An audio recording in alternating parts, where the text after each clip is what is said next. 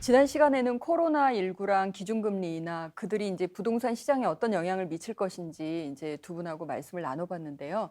사실 그거보다 더 많은 이슈가 되는 게 총선 아니겠습니까? 총선 이야기를 좀 나눠보려고 합니다.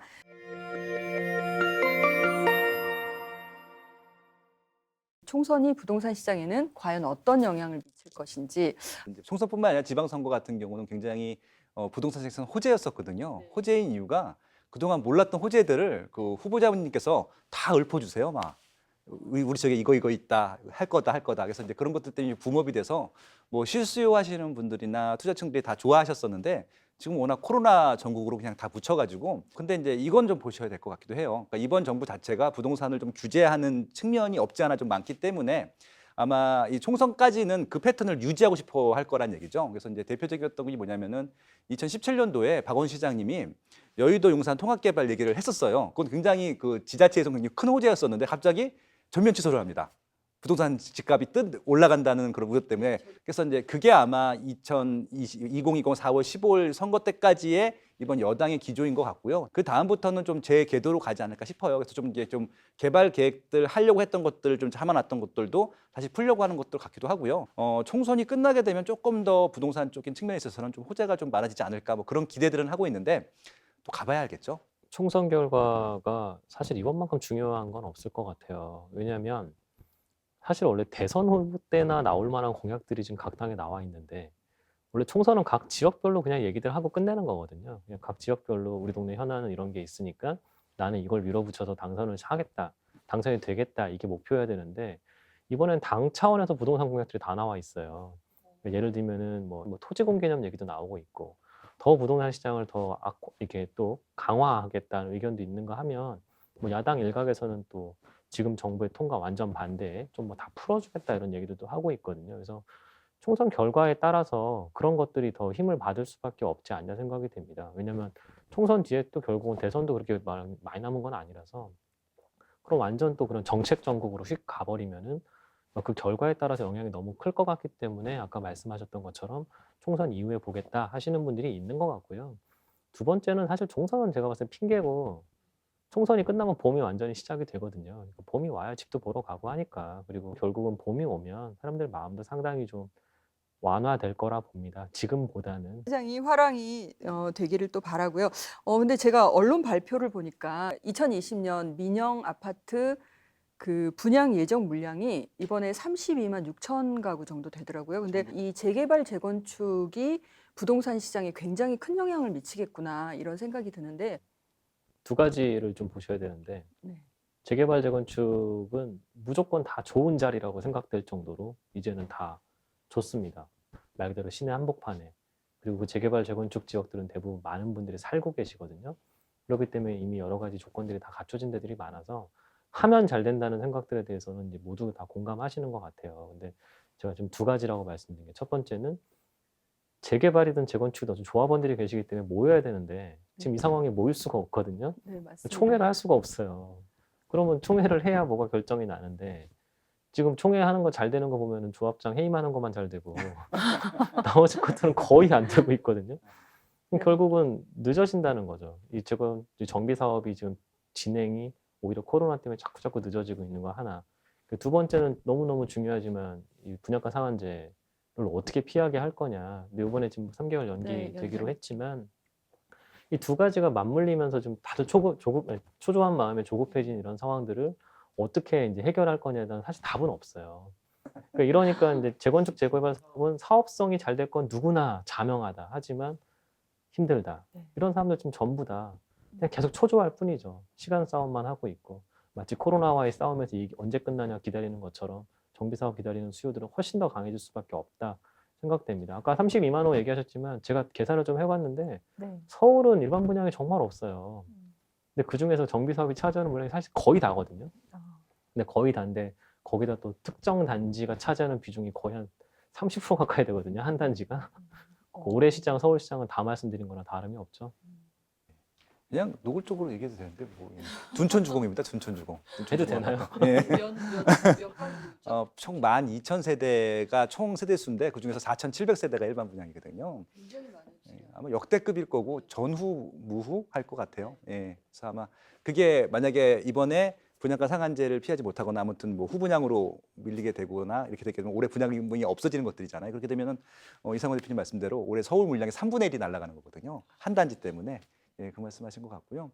과거에는 미분양도 나고 이렇게 분양이 될까 그런 것들을 많이 걱정을 했었었는데 지금 말씀하신 대로 수요는 정말 많은데 공급은 점점 줄어드는 것들이거든요.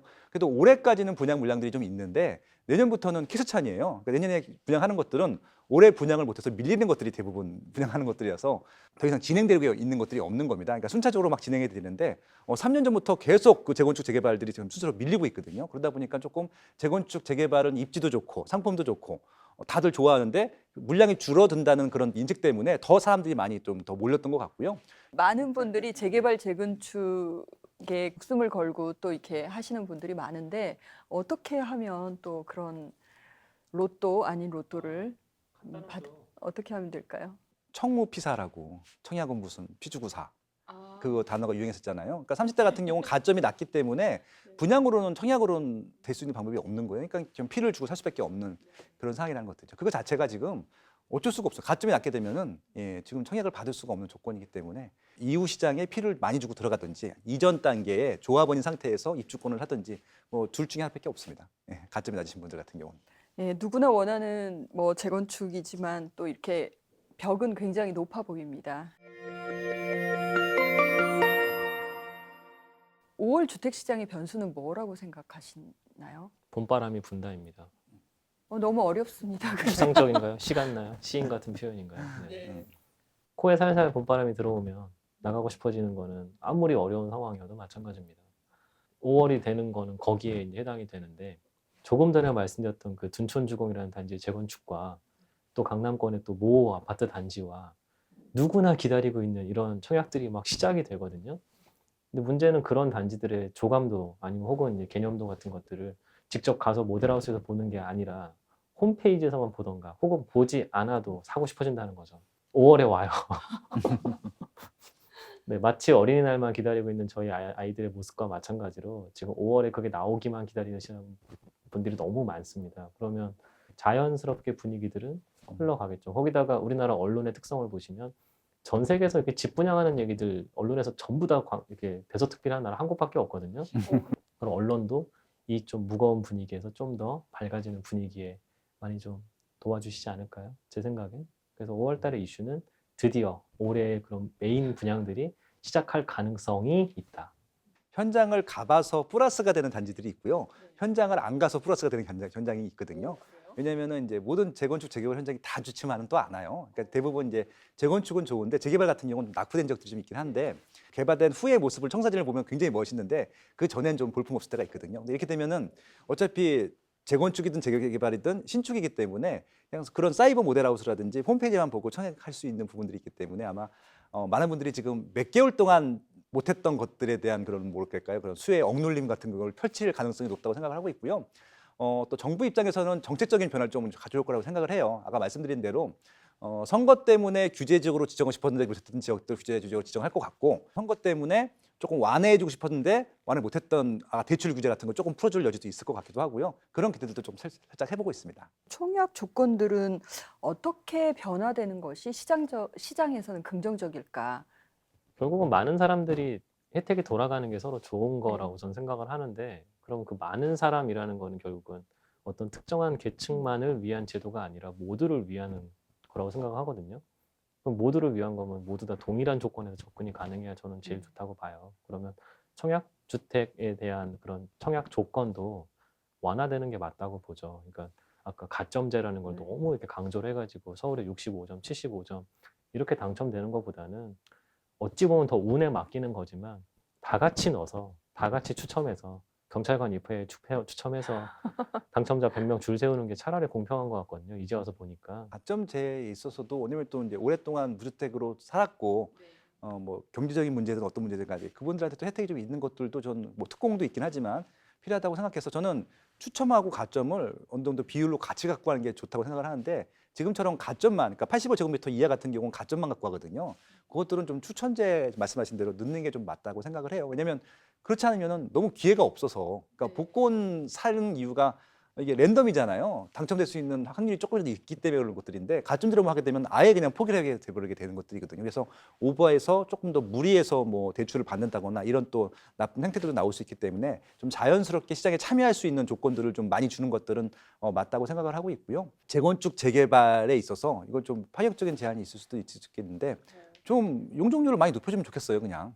일반 분양분을 많이 할 수 있게 그것들도 하나의 혜택을 좀 더 주는 것들이잖아요. 뭐 청약제, 뭐 추첨제, 가점제 이런 것들도 필요하지만 기본적으로 수요 대비 공급이 적거든요. 예, 그렇기 때문에 공급을 좀 많이 해. 저는 집이 남아 도는 게 맞다고 생각을 해요. 그러니까 좀 집이 남아 돌 정도로 많이 좀 분양 물량을 좀 확보해 주는 것들도 하나의 방법이다. 예, 그런 좀 제안들도 해보고 싶네요. 서울에 집이 많아진다는 거는 그 엄청난 꿈 같은 이야기라는 생각이 좀 드네요.